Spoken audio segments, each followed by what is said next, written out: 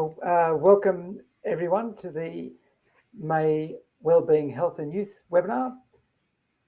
Looks like we've got quite a few people joining us today. My name's Dr. Ian Williams. I'm a research fellow in adolescent health at the Department of General Practice and Primary Care at University of Melbourne, where things are very cold today. Got my nice jumper to keep me warm. Our team is also part of the research group at the WHY team. Those who are joining us for the first time today, the Wellbeing, Health and Youth group is an NHMRC-funded Centre of Research Excellence in adolescent health, and we're grateful for the support of our major funder, NHMRC, and the collaborations we have with our partner institutions shown just here. Before we begin, I'd like to acknowledge the traditional custodians of the country throughout Australia and recognise their continuing connection to land, waters and to culture. And we would all like to pay our respects to their elders, past, present and emerging. And for those joining us today, you might like to share on chat the country that you're joining us from today. I'd also like to invite everybody to take a look at our website.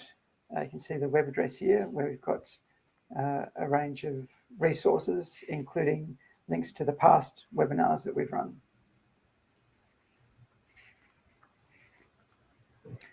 Just before we kick off today, a couple of housekeeping things. During the webinar, your own microphones and camera will be switched off, but we welcome you to add any comments and questions you'd like to ask to chat, and we'll get to those at the end of the session today. So the chat, I can see a few people are already adding their comments to chat. So I'll stop chatting now, and I'm delighted to introduce our presenter today, Associate Professor Simon Denny. Simon's an adolescent and young adult physician and the director of the Mater Young Adult Health Centre in Brisbane, where I understand things are slightly warmer than they are here in Melbourne. He's published extensively on youth health issues in New Zealand and internationally, where he hails from initially. And he brings a clinical and epidemiological focus on youth health issues, especially around risk-taking behaviours, wellbeing and youth-appropriate health services. So without further ado, I'll hand over to Simon, and we can all sit back and enjoy his presentation. Thanks, Simon. Thanks, Ian. Well, welcome everybody to welcome everybody to this. It's lovely to be able to present from up here in Brisbane.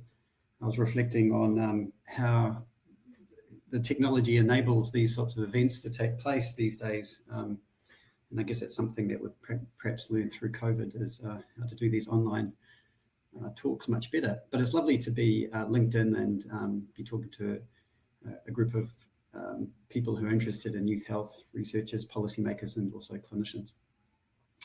So I'm going to be talking about some of the research that we've been doing up here at the Mater Young Adult Health Centre. And I guess what I wanted to do is sort of highlight some of the issues that we see that are facing young people living with chronic, complex health conditions, and leading into, I guess, what we understand about what that means for youth-appropriate care, and talking about key principles about that. And then lastly, end with some characteristics of effective adolescent and young adult health services, and then hopefully have a robust discussion following about some of these ideas. But I'll kick off with the burden of illness study that we did up here at the Mater Young Adult Health Centre. So the Mater Young Adult Health Centre is quite a unique service in Australasia in terms of it's a youth-orientated service in an adult hospital.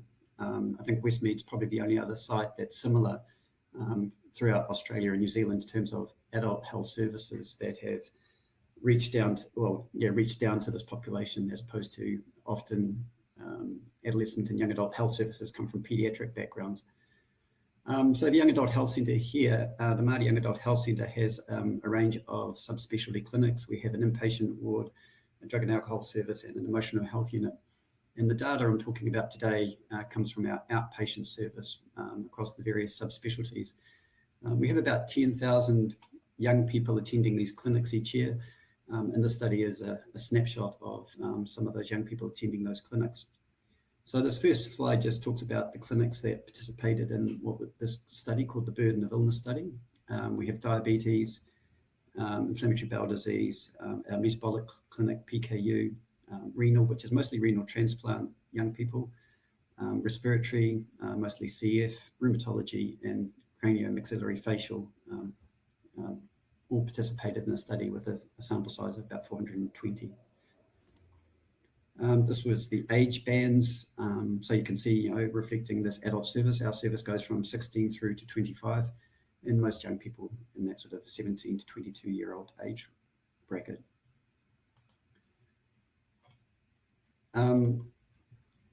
This is the ethnicity of the group, and you can see predominantly Caucasian, but obviously a number of from other ethnicities, including Indigenous Australian. And on the right-hand side, the living arrangements, as you can see, most young people were living at home, but a number were living independently or with partner or friends. This slide just shows the educational status, and I guess what we saw here was that there was a number of young people both at high school, TAFE, university, but also in a variety of employment arrangements as well, often casual or part-time type of employment, but also a number that were unemployed.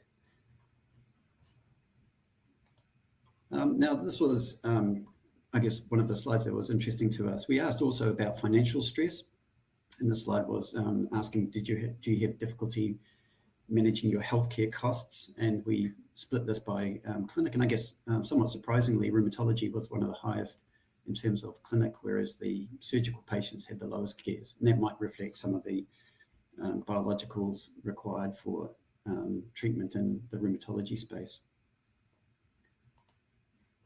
And then we also looked at financial stress or difficulty managing healthcare costs based on current income by their living arrangement, and those that were living alone or other had the highest rates of healthcare stress costs compared to those that were living with their parents. And I guess this was reflected also in this slide that by income band, the older age groups were reporting more difficulty managing healthcare costs versus the younger, and that may reflect that they were more often living independently from their family.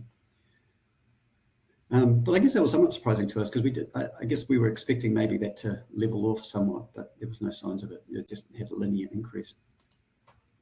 And this is related to their depressive symptoms. So when we looked at those that had moderate or severe depressive symptoms based on the K10, you can see that those that also reported difficulty managing living costs on their current income were significantly more likely to have moderate or severe depressive symptoms.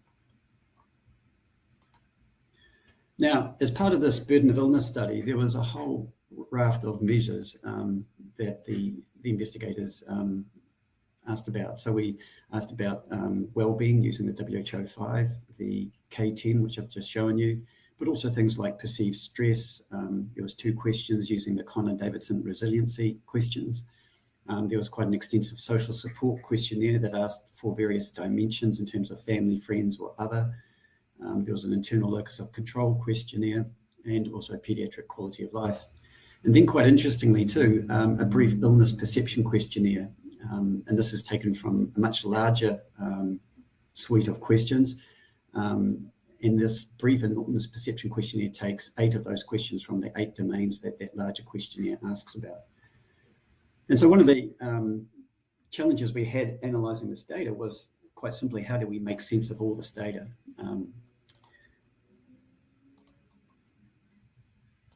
And so this, in I guess statistics terms, is seen as a data reduction problem. So we had 8 scales with a number of subscales. We weren't able just to simply sum across or average these scales because they were quite different in their dimensions and what they asked about. And so when we think about this, there's kind of 2 types of data reduction. There's what we call variable-centered or patient-centered data reduction. Variable-centered is things like factor analysis.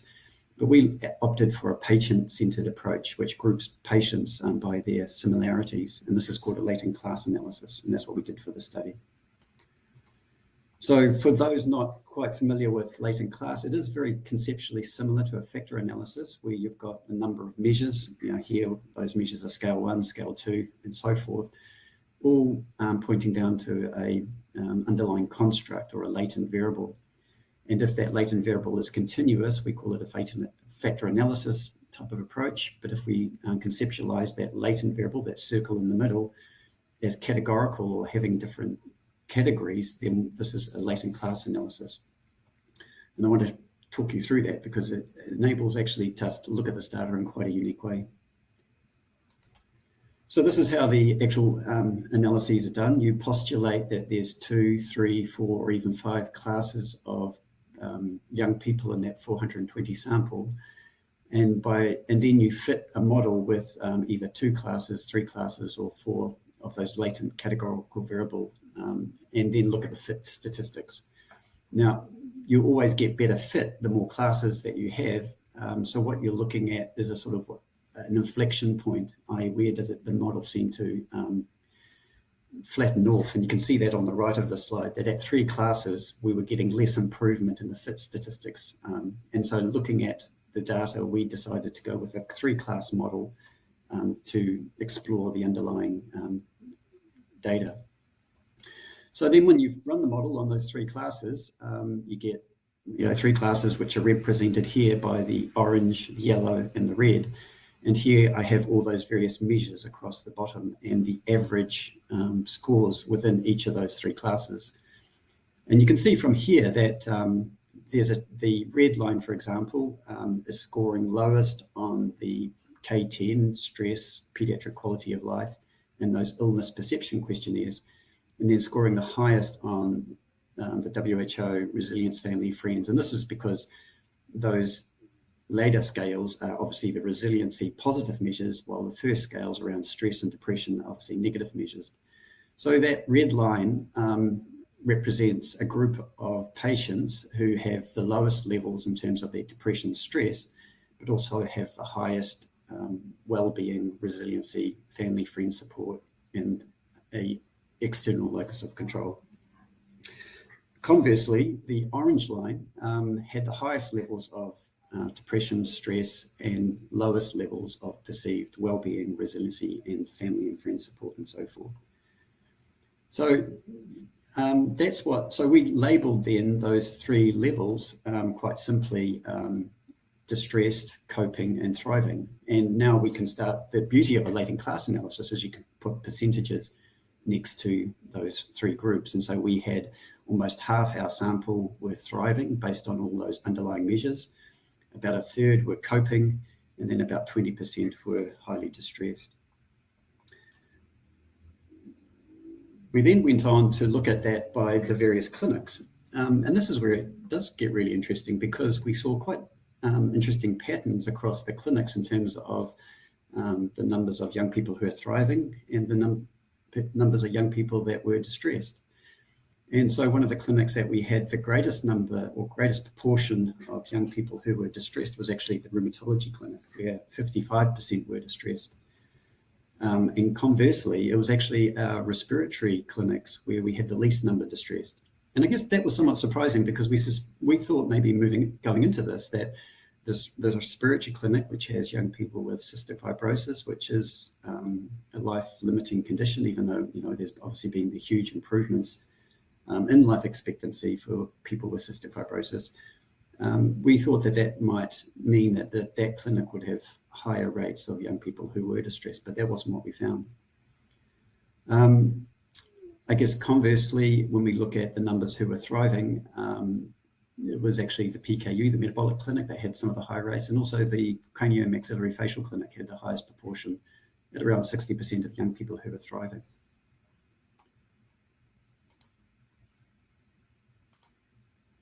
Now, we can also flip this around. We can say, okay, so where are the numbers of young people who are distressed by clinic?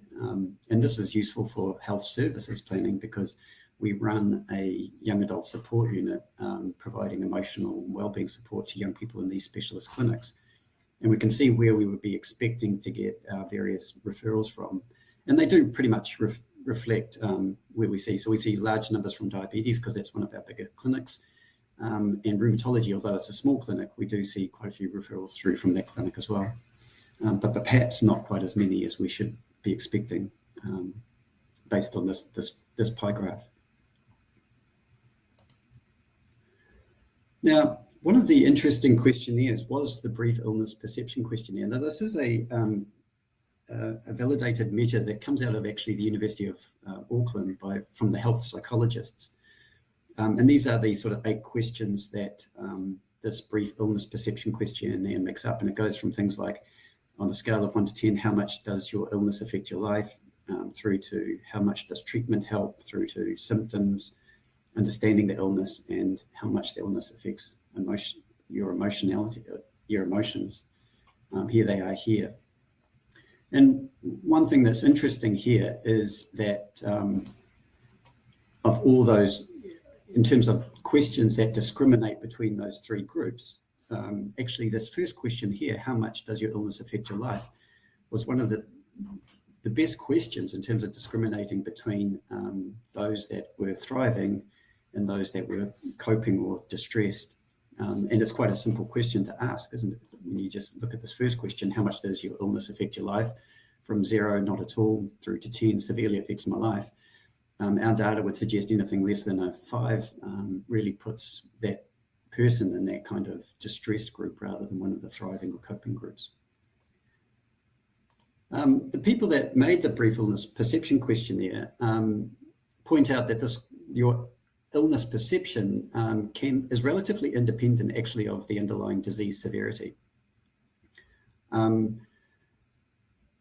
And so illness perceptions, especially symptoms, impact on life are associated with higher distress and lower functioning, lower well-being and lower vitality in other studies. And interestingly, longitudinal studies show that these perceptions of our illness or symptoms impact were the strongest predictors of outcomes in longitudinal data amongst people who had things like cardiovascular disease.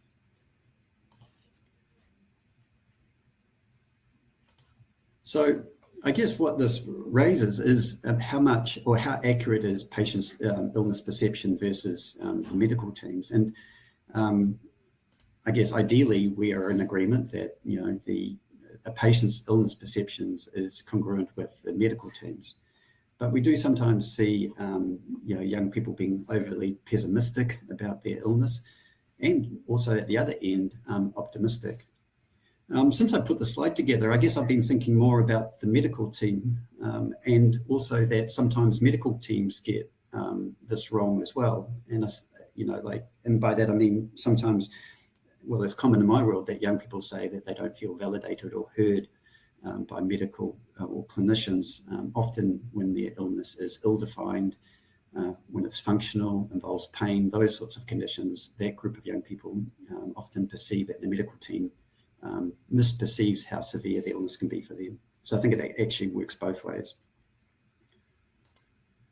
And this taps into, I guess, why does a chronic health condition impact on young people's well-being? And this is the sort of traditional teaching that I've been taught, that there's obviously the health effects from having a specific illness like diabetes, where you've got to monitor your sugars and take insulin and that sort of thing. But there's also the effects of having a chronic health condition, the fact that you've got to attend clinics, or you end up in hospital, or you just feel unwell because of your health condition. But there's also then the adolescent health concerns and developmental concerns that also happen at this age. Mental health, transitions from school to work or higher education, transition from families, all that stuff also impacts obviously on the well-being of young people with chronic illness. So in some sense, it is a perfect storm. Interestingly, again, I guess what I was taught that, most of the health effects from these things is due to having a chronic health condition as opposed to specific illnesses. But this data somewhat challenges that, saying actually there are differences by clinic in terms of how much it seems to affect young people. What would have been interesting in our study, and we did try and do this, was to try and understand the severity of the illness. but you end up with a problem trying to compare apples and oranges. Like, how do you compare the severity of having cystic fibrosis versus a chronic rheumatological condition versus having diabetes, for example? And making that sort of standardization of the severity is actually really tricky, but fascinating if we could get our heads around it. Now, I put this slide in. It's somewhat controversial, I think, and I'll talk to it more later on. But I guess what I've been recognizing in my clinic is that increasingly we're recognizing that there's a whole bunch of things that play the interface between what's gone on in the past, the current situation, and we'll talk more about this, but all leading to, I guess, this chronic stress hypothesis that leads to further ill health, be it in terms of the chronic stress direct impacts on emotional well-being, mental health, but also I think we're increasingly recognizing that chronic stress also plays a role in chronic and persistent pain, neurodivergence in terms of that early developmental stress leading to things like ADHD. And perhaps somewhat more controversially also, I think we're increasingly recognizing how this may lead to autonomic instability and inflammation. But I'll come back to some of these ideas in a minute.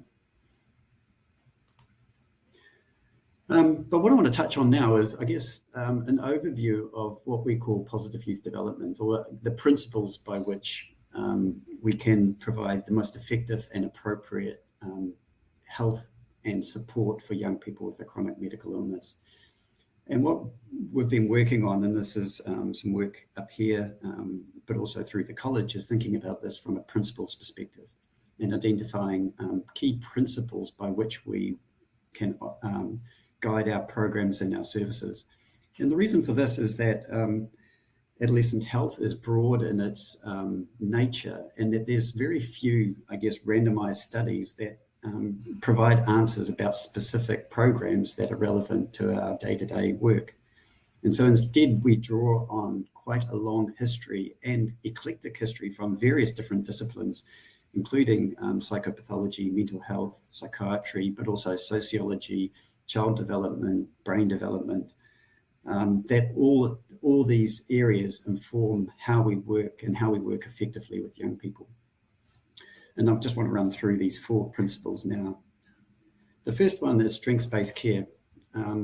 There's this great quote from The Lancet that Australia had a big role to play in, and the investments in adolescent and young adult health bring triple dividends of benefits now into the future adult life and for the next generation. And I think what we see in adolescence is that the investment that we put in pediatrics needs to be continued into the adolescent period, so that we don't lose those previous investments, but also recognizing the benefit for the young people in front of us, but their future adult lives, and increasingly through George Patton's work, the next generation. But often young people are seen negatively by clinicians. It is a history. They have got a stigma, I guess, amongst, by clinicians outside our field. And even George Stanley Hall, who was arguably the grandfather of adolescence, talked about this period as storm and stress. And it's interesting that it really didn't start to change until last century, with people like Norm Gamenzi, Werner and Rutter that start to talk about positive youth development. And I always remember the story about a group of researchers in New York City in the 1960s that went into a local high school looking for all these developmentally challenged and stressed teenagers, and couldn't find any. And I guess it's also reflected in the data I've shown you today, that amongst even our young people with chronic illness, despite all those challenges, 50% were actually thriving. Now, to generate why this is an effective approach, I've taken this from the area of adult and juvenile justice prevention programs, and this is coming from the University of Washington, who did a wonderful review of this area several years ago. And this is showing you the net benefit from investment in a range of prevention programs from early childhood through prevention and treatment programs during the young adult or the teenage and young adult period, and also adult programs. And so anything to the right of that red line is a net gain, and you can see this is 20, 40,000 per game per participant. And conversely, if it's on the left side of this, then you're wasting money because the program doesn't work. So this is the evidence for early childhood prevention programs, and you can see that those things like nurse home visitation provides immense value to those very vulnerable families. And the keys of this is the nurse visiting the home environment throughout the first couple of years of development. But this is the interesting one from my perspective, is what's the evidence for investing in juvenile offenders during the teenage years? You've got some programs there that just cost money because they don't work. And most famously is the Scared Straight program, where they took young juveniles into prisons and had the inmates yell at them for a day. Randomized studies have shown that it actually doesn't work, and young people who've gone through those programs actually end up more likely to be incarcerated or involved with the police. Similarly, boot camps, they don't work, and it's just a waste of money. Conversely, things like multi-systemic therapy or functional family therapy provide huge benefit per person, up to $40,000 or $50,000, $60,000, and these are old figures now. So imagine with rates of inflation and so forth, the investment outcomes are even better these days. But what's at the heart of multi-systemic therapy? Well, it's seeing these young people as resources to be developed, not problems to be fixed, would be how I characterized it. And then just for your interest, there's things that work in adult, but not quite at the same impact perhaps as what you get during the teenage years. The next principle is context. And I guess we had Bronfenbrenner who was really the first developmental theorist who talked about how child development happens in social environments. And he was mostly talking about things like families, communities, and schools. I think one of the important aspects of the adolescent and young adult approach to health is recognizing context, and we do that through the HEADS. The HEADS assessment gives us an idea of the important context that young people are navigating, especially through understanding their home, school, culture, and peer relationships that the HEADS was so beautifully designed to capture. Of course, what underlying all this is the recognition of attachment therapy. And we have John Bowlby and Mary Ainsworth groundbreaking work in this area. And obviously, this just recognised that the key environment for children and young people is the home and their relationship with caregivers. I think what we're now coming to recognise is just what it means when that sort of home environment and that sort of context is severely disrupted in the context of trauma or victimisation. And from the late 1990s, we now recognise that childhood trauma and adverse experiences can lead to a variety of adverse health outcomes. And this is one of the first very famous studies that was published in JAMA, just looking at the number of childhood experience scores and the lifetime history of suicide attempt. And you can see that sort of logarithmic increase that happens once you're experiencing multiple traumas, adverse childhood experiences. We looked at some of this in data from New Zealand in our large population youth health surveys called Youth 2000. This has been done now over a number of waves, and I think we've surveyed over 30,000 young people now, or teenagers in high school. This gives you just the prevalence of a number of that sort of adverse childhood experiences, from physical harm from a partner to experiencing quite significant crime or war conflict, through to witnessing adults in the home physically hurting each other and so forth. Some of the most common, adverse experiences is witnessing adults in the home yelling or swearing at you, which was around 63%. And I guess we've actually in Queensland here just had the results of a large maltreatment study that showed very similar results. Something like 1/4 of 16 to 24-year-olds had experienced childhood. It was more than that. It was 1/4 had experienced 3 or more adverse childhood experiences, which is very similar to this sort of data. We did look at this in the research group from Auckland about what is the association with suicide attempts and depression. And again, we used a latent class analysis to group those who had experienced either poly-victimization, which is 11%, being bullied, as well as experiencing yelling in the home. And then the yellow group was just yelling in the home, and then low was having not experienced any of those features I showed you in the previous slide. And I guess the good news from this, well, one of the good news was that actually yelling in the home wasn't associated with increased odds of suicide attempts and depression, but certainly being a poly victim or being bullied in the school environment was. And there was quite striking odds of 5 to 6 times the rates of a suicide attempt and depression in that red and orange groups. But this line of research, I guess, has sort of really linked the emotional and physical health together. And one of the famous Harvard psychiatrists, Bessel van der Kolk, who just visited Australia, has been one of the forefronts in this work. And The Body Keeps the Score is one of his famous books in this area. And he would make the case that trauma is stored in somatic memory and expressed as changes in the biological stress response. And so we are increasingly recognizing that early developmental trauma causes not only poor mental health, but poor physical health as well, like heart disease, cancers, and greater rates of lifestyle things like smoking, physical inactivity, and poor self-care. So I think one of the huge challenges that we have today is how do we look after young people who have experienced trauma? And I really like this slide that I got from one of my psychologists, that also with this recognition that trauma impacts our physical health, that we now recognize actually that we can do physical things that improve our emotional and mental well-being.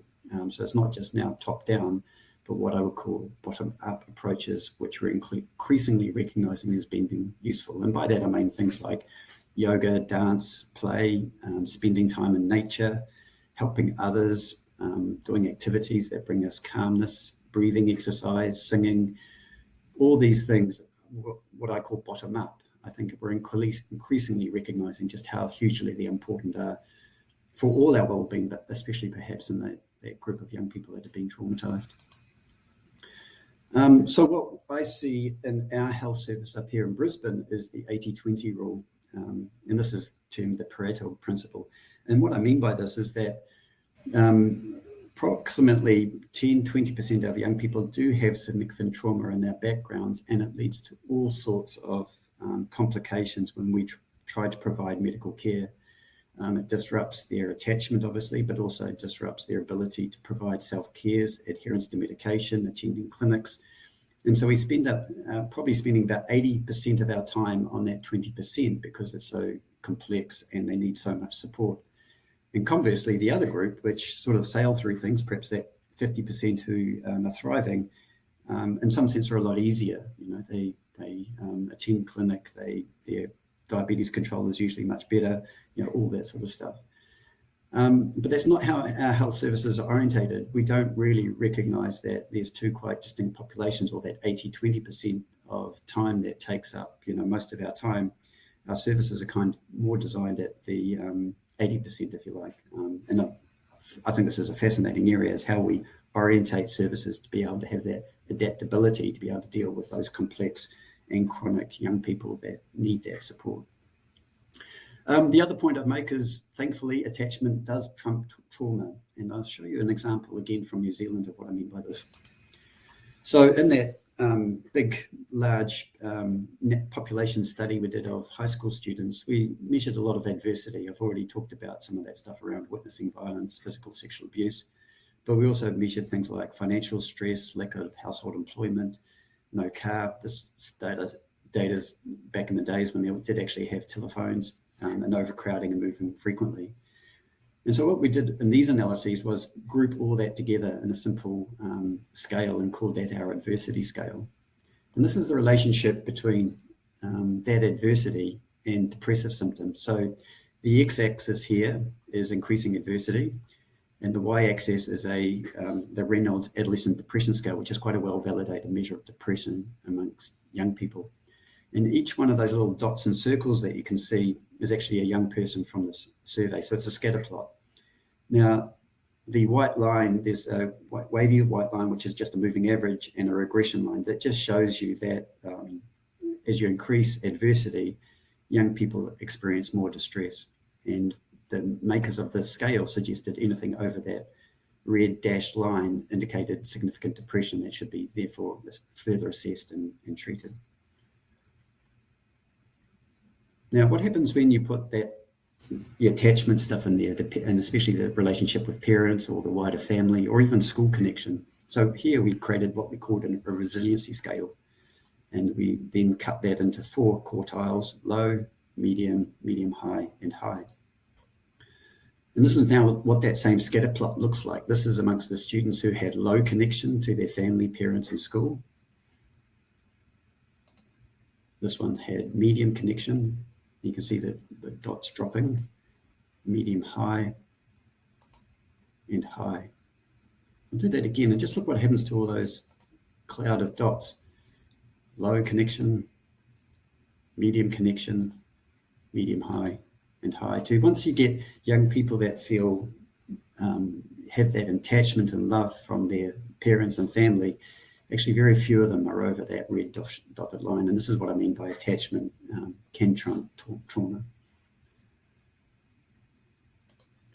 Now, the third major principle, I guess, is around that, or what I like to say is young people's brains are hardwired to learn.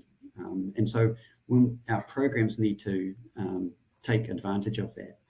And this is also pushing back at the idea of the young people's brains aren't fully formed. I think young people's brains are perfectly formed. They're just maybe not in the way that is acceptable to adults all the time. And we need to, and I think it's a characteristics of young people that they want to learn, that they want to be go out and explore the world. And there's probably evolutionary reasons for that. That if we didn't have young people that were hardwired to explore the world, then we'd probably stagnate and not be able to adapt. So I think what we need to do in terms of our health services is capitalize on that. And that's usually done best in social situations. And one of the wonderful programs we run in our health centre up here, one of my favourite programs, is a life skills program that's done weekly in a social situation. And it's the magic sauce that is way better than anything that I can do in my clinic in terms of the impact and what young people report. And lastly, relationships. I think relationships is young people are all about relationships, and perhaps, you know, I think that's true for everybody. And having a variety of social relationships reduces stress and heart-related risks. And we know now that stronger ties are even linked to longer life. And probably conversely, loneliness and social isolation are some of the major issues that we see in our clinics, especially when you have a chronic illness that means you're often precluded from that normal developmental social interactions, or things like neurodivergence, which also can impact on social relationships. And again, I think it's up to us to look at ways that we can foster these sorts of peer relationships, but also recognize the importance of relationships, obviously at home, but with clinicians as well. And I think that's one of the most powerful tools that we have, is being able to form that relationship with a young person at that critical time where they're starting to take on responsibilities, transition in their healthcare, and making that transition in life. So my last slide is about, I guess, a slightly different, I guess I'm finer-grained thinking about what are the characteristics of these sorts of services. And what I notice time and time again, it's all about passionate clinicians who are unwaveringly positive about the young people they work with. And I'm not sure if it's they're born or made, but that's, I think, universal across what I see as effective youth health services. I've already mentioned the importance of HEADS assessment and what that enables us to do in terms of formulation around risk. And look, I look back at what happened in New Zealand early on in my career. The HEADS assessment was just coming into New Zealand, and it really transformed youth health services throughout New Zealand, be it in adolescent medicine units or in school health services. That simple tool in teaching the clinicians the use and skill around that, I think, has been transformational. Come with that, obviously, cohorting young people with their own health services. Once you do that, then we can develop the specific and appropriate services that they need. I think we need to be flexible. Young people are dealing with it's a time of life where lots are going on. And they need some flexibility from health services, just as simply as, if they miss a clinic appointment, they don't get discharged, but, opportunities to re-engage. I think increasingly we're recognizing that all teams, not just mental health teams, need to be able to support, treat, and hold risk around mental health. The rates of mental health concerns amongst our young people in our communities are just far too high just to leave this only to mental health teams, but I'd be interested in your thoughts around that. And lastly, what I see up here is the agency is key. And by that, I mean that all our programs are voluntary. And I can't imagine them being effective if there was any coercion involved. And that's an important part, I think, in terms of an ethical approach to young people, recognizing their increasing autonomy in the world. But really, if we want, and it also taps into their motivation. If you feel like you're in control and making choices about your healthcare, we know from the motivation studies that that's how you develop internal motivation, which is likely to persist and last. So there it is. I'll stop talking there. I think I pushed this button, but I'd love to hear your thoughts and have a wider conversation. Thank you, Simon, for a very stimulating, very interesting presentation. I know my head is full of lots of questions, but I'm not going to dominate the stage. We've got quite a few questions that have popped up during your presentation that I might read through if you're happy to take some questions now. I've got a couple. We'll start off with a couple of methodological questions. I know one of the methodological challenges with latent class analysis is the labelling of your classes. So I've got a question here about the term thriving. So you use the term thriving. Do you have a definition of thriving that you use? No. I mean, it was just based on the fact that they reported the best outcomes across all those measures. I mean, I think we could have used any label, but you're absolutely right. These labels are to understand those various levels. Interestingly, it was like another way of be thinking about it would be mild, moderate, and severe. But I didn't really want to use those levels because they're rather lacking in flavour. With the latent class, it would have been interesting if we got that cross diagonal, if we had 4 classes and across some of our measures, we've got high, low, or low, high kind of patterns, but we didn't find that. So really it was sort of a low, medium, and high kind of picture, which we labelled thriving, coping, and struggling. So those labels really fit with the profiles that you found with your analysis. Great.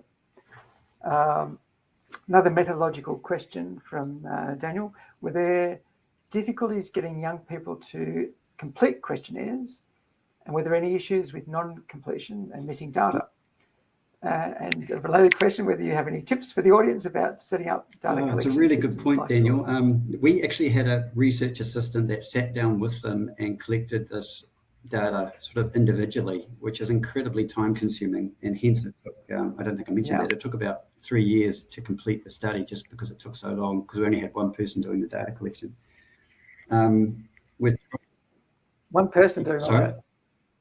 That's one person doing all that? So, look, we've been thinking about ways that we could do this more efficiently, and we are exploring, obviously, electronic ways. But I guess one of the messages from this is that we don't need to actually do, 10 different measures. I think we could ask a lot more simply with fewer measures, which would obviously help with compliance and people just being able to complete the questionnaire. But no, we haven't cracked that yet. For some of our other studies, we're offering incentives. They still don't seem to work very well. So no, this is a tricky area, and we haven't cracked it yet, how you get good response rates. But the nice thing about the latent class approach is it can deal with missing data. I think in that, it can deal with missing data, so we can impute, what's not there. It sounds like both a labour intensive but very effective strategy that you've taken. What was your final sample in the study? Okay, well, it's a lot of work for that poor research assistant. Okay, so I've got another question here, which I think popped up around the time of your presentation. You were talking about impacts of adverse childhood experiences. This question is from David. Has any consideration been given to wellbeing literacy, mental health and health literacy? You look at that idea of literacy is an interesting one. It's not my area in terms of what that means in terms of literate. I guess it's an educational term I would be hesitant to guess. But I guess behind that question is, if we teach young people about their mental health, does it improve their well-being? Is that, I guess, what David's getting at? Yeah, I think that's the idea. I mean, mental health literacy, having a familiarity with mental health and the language of emotion, whether that's a way of moderating the impacts of adverse childhood. Yeah, look, I'm not aware of any work in that area, but I'd be fascinated to know if that is an approach that's effective.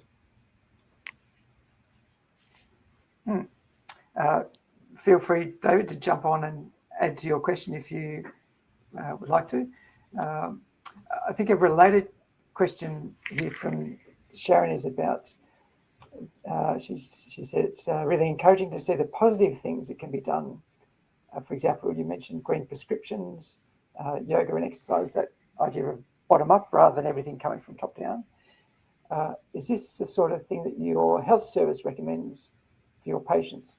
I know you said during your session that your magic sauce was the Life Skills Project. I wonder if you could talk a little bit about what actually happens in your... I still think we've got a lot to do. I'd love to set up a kind of some more of this bottom-up stuff. I know our emotional health clinicians are really keen on yoga, for example, in our emotional health unit, but we haven't managed to get that one off the ground yet. Our Life Skills program does have, I guess, that emotional literacy component that David was questioning about, and it uses the ACT framework to get young people to think about, the states and, what are the barriers and those sorts of things. But it's very much also activities based. So they always cook together and sit down and have lunch together and that sort of stuff. But it's very much activity based approach, which I guess seems to work well in that context. But no, I think we talk about it in our clinic a lot, about the importance of that bottom up stuff, things like exercise, getting outside, doing stuff that you find peaceful or enjoy. But we haven't done any sort of formal programs on that. But yeah, would love to hear people's experiences on that. Mm-hmm. Great, thank you. So we've got a few more questions flooding in now, so we may not get through them all today. I might have to pick and choose a little. I guess related to this idea of what you do in your clinic, what you find effective, connected with the ideas of those things that young people find most responsive. We've got a question here from Sharon. How does the need for flexibility for young people mesh with the running of a busy clinic? How do those two things? Well, it is about, look, our clinicians get that, but sometimes the bigger system doesn't. So I'm more than happy to rebook young people, or, try to do that outreach as much as we can, and just find out what's happening.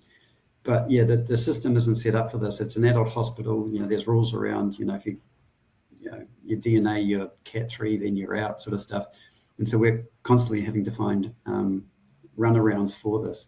And I guess that's just one of the challenges working in a big, busy adult hospital. But we're lucky in one sense. I wonder what happens in the majority. We're just a drop in the ocean when it comes to adult health services. But what's happening out there with, I had a young person who had quite significant liver disease, who DNA'd 2 of the hepatologist's appointments, and they were all ready to discharge. But when you delved into it, it was because mum had English wasn't a first language. Then the young person lost their phone. I mean, these are all stories very familiar to people who work with young people, but there was no recognition from the service, and there was no kind of backup plan. And it was only through, constant advocating for this young people by our service that, she subsequently finally managed to get in front of the adult liver doctor. It sounded like it needed a fair bit of advocating. Yeah, it does. And, that's time consuming. Mm-hmm. Yeah, and I think it goes to that question about managing flexibility. It doesn't work just to have your bookended appointment time. And this is, again, coming back to that 80-20 rule. I mean, so often our health services are designed at the 80% where everything goes smoothly. but actually it's the 20% that probably needs the most support, right? And they don't fit neatly into boxes. Yeah. Yep. Okay, thanks. We've got a related question here from Catherine. Thanks for a thought-provoking presentation. Wonder if you could comment on your experience with holding risk for young people with mental health problems. Often where our system is failing these kids, as they often can't access local mental health treatment in the context of single clinician, for example, paediatrician clinics. And she's gone to say that they've had some success in collaborating with NGOs like Headspace. Yeah, great question, Catherine. This is part of one of the areas I've been thinking a lot about. So where this took off for me was looking at risk in the context of school health services back home. So as part of that big, large population survey, we also looked at the impact of school health services on things like suicide and depression symptoms. And where there was a well-functioning school health team, there was significantly lower rates of suicide attempts and depression symptoms, something like a third or half the rates, which was a huge association. Then delving into that and going and knowing some of those clinics that actually were those well-functioning teams, the comment I remember that struck most with me was one of the senior nurses, and these are mostly nurse-led services, was their idea of referring out was a sign of failure, so that they didn't want to refer on to the local mental health teams as much as possible, recognizing... As if they hadn't been able to provide the adequate service? No, because they recognise that they are a much better place to provide that support to a young person that's experiencing distress. Now, that obviously doesn't go for everything, and there's absolutely a role for KIM services, but for, when you look at the prevalence of adolescent depression, for most mild and moderate depression, they don't need to be referred on. But what this means is that you need to be able to cope with and hold risk. And my opinion is that you need to have strong teams that are able to do this. I don't think it's fair on single clinicians to hold this risk. And that's, again, the beauty of teams and in this context, school health services that act as a team. I think it is really challenging for a single clinician, i.e. a paediatrician, who, assesses a young person and discovers that, they do have emotional distress and maybe some self-harming. They, in some sense, have no choice but to refer on to the local KIMS teams. But if that paediatrician was embedded in a local team that had, Monday to Friday service, had good policies and procedures, had MDTs, so everybody was aware and could hold that risk, seems to be a lot more sensible way forward than relying on, asking single clinicians to do this, which I think is unfair, and also unfair on the mental health services that are just getting swamped. You mentioned then a few times the importance of assessment. We've got a nice segue to a question from Fiona here. Can you please describe how to best teach HEADS assessments, and how might that fit into... teach it? One of my favourite ways, and we did this in Auckland, was actually have, clinicians, obviously, they learned about their heads and learned about the importance of their heads. But then actually we had youth actors where the clinicians then got videoed doing a heads assessment, a role play. And then they had to critique their own heads, which was part of the assessment, which was absolutely brilliant. Less work as a tutor, which was good, though we obviously had to mark the final. But it was a lovely process. And we, the youth actors we trained up, so, that we had a group of young people who are just brilliant actors who provided feedback as well. But that was a lovely way to train people in the use of HEADS. I do think HEADS gets misunderstood sometimes. I think people see it as just a sort of a screening tool, but it's much, much more than that. I make the point that it's an engagement tool. It's understanding the context and therefore the risk for that young person, as well as obviously inquiring about areas that we need to find out about, like their drug and alcohol use, sexual health and mental health. So look, I could talk all day about the HEADS. I'm a huge fan of it. I think it's a wonderful tool, and I love teaching it. Great. Okay. Well, that's a big endorsement. Okay, so we've got time for maybe a couple more questions. Different flavour here from Lila, it looks like. You raised the importance of the difficulties for neurodivergent people and earlier about bottom-up therapies.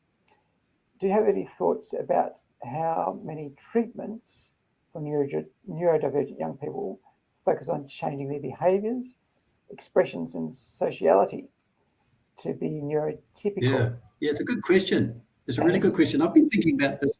Whether or not I've been thinking about this recently. I don't know where I heard it, but they were pointing out, they're an advocate for this neurodivergence world, and they're pointing out that actually it's the neurotypicals that maybe need the training rather than the young people with neurodivergence. Meaning, and what they meant by that was neurotypicals perhaps need to be more flexible in the way that they interact with neurodivergent people. So I totally agree. I think sometimes we expect rather than the other way around, which I thought was a lovely point. I guess I'm not that keen on trying to get neurodivergent people to fit into our world, but trying to see how we can support them in their world, I guess would be my summary. And perhaps that links back to your earlier comment about flexibility. Okay, what else have we got here? A question about attachment from Daniel. Attachment-based interventions have been used in the family preservation and restoration space with some success. For example, a program called New Pin. Can these approaches be used in the health system, and how might that be done? What might some of the challenges or facilitators be to incorporating attachment-based interventions? Thanks, Daniel, for the question. I'm not aware of what exactly that New Pin program is, but I'd make the comment, I think working with families is probably some of the hardest work that we do. And I guess that's my paediatrician background. Talking to that is that paediatricians do work for family systems. It's kind of in our DNA. And it is challenging coming to an adult health service, how you do that. And it takes time, it takes flexibility. But I'm not aware of any formal programs in this area that have been operating that well in the family space. And I guess more broadly, I'm not aware of many even parenting programs for teenagers that have a great evidence-based, even things like the name escapes me, the Matt Sanders program up here, which is aimed at children, but he does have some programs for teenagers. We don't really have enough research in this space, and I'd love to see more done.